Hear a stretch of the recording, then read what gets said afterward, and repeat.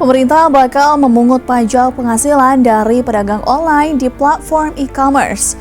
Belum lama ini, pemerintah melalui Kementerian Keuangan berencana akan memungut pajak penghasilan dari pedagang online di platform e-commerce seperti Shopee, Tokopedia, atau Lazada sebesar 0,5%. Mengutip dari jawapos.com bahwa langkah ini bertujuan untuk menyamakan beban pajak dari pedagang offline dan online mengawasi transaksi digital yang potensinya besar namun sulit dilacak karena konvensional serta penopang pendapatan negara.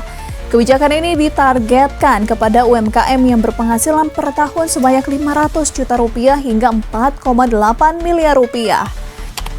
Namun untuk UMKM yang berpenghasilan di bawah itu tidak akan dipungut pajak. Nantinya pemotongan pajak tersebut akan dilakukan oleh pihak marketplace seperti Shopee, Tokopedia, atau yang lainnya dan langsung disetor ke kas negara.